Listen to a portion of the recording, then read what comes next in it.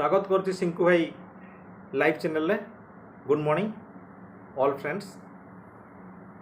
आज बहुत वर्षा है, राति 3-4 पाखे बहुत दूर वर्षा होछि। मु आज काम को जाई पारि नाही, घरे किछि काम अछि एवं मो सांग मान को अनुरोध करिवि ए वर्षा रे जो सकाळु बाइक रे जाउछंती सांग माने तांको अनुरोध करिवि हेलमेट निश्चिंत व्यवहार करंतु एवं हेलमेट रो डोरी टिकी टाइट कर लगातु, फिक्स कर लगातु।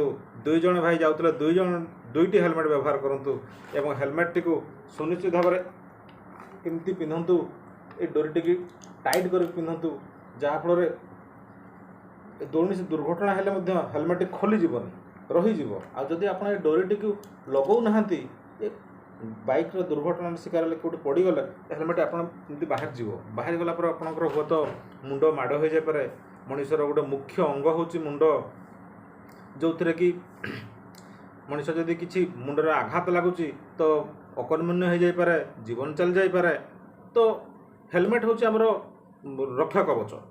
तेणुक बाइक रे जाउथवा समस्त सांग मान को अनुरोध करी हेलमेट व्यवहार करंतु एवं रास्ता रे जीवा आसा समय रे जो वर्षा दिन खाल आज छोट अच्छी आज देखिए काली सुनिश्चित खालटे बड़ हो कहीं बड़ गाड़ी जीवा आसा कर रास्तार तो पानी जमी जाइए खाल जना पड़ोनी।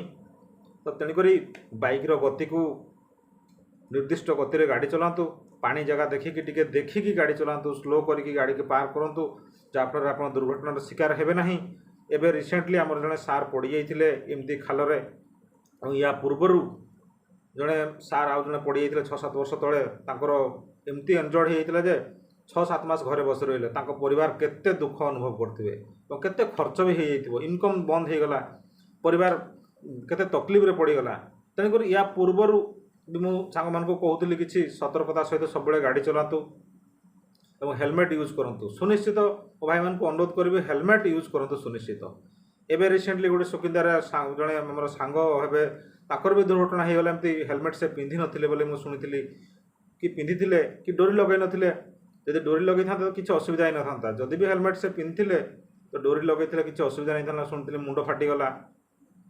हेलमेट पर बहुत दुर्घटना होची आमरी घरे कह गले आमर परिवार मध्य भी बिना हेलमेट जड़े भाई जड़े आमर दुर्घटनार शिकार मुंड फाटीगला और से डेथ करीगले। से आम बहुत दुखित सांग मान को समस्त को अनुरोध करी जे हेलमेट व्यवहार करंतु, गाड़ीर सीमा गति को निर्दिष्ट गति गाड़ी चलातु एवं वर्षा दिन रास्ता घाट खाल देखिकी गाड़ी चलातु। एवं रास्ता भी बहुत खराब रोचे रास्ता सबू जीवा आसवा समय जेहेतु आम किए डुबुरु जीवा आसा करुचे माइनिंग को, तो किए आहरी बहुत दूर दूरांतर जीवा आसा कर सांग मैंने अनुरोध करी हेलमेट सुनिश्चित। जय जगन्नाथ। रोज।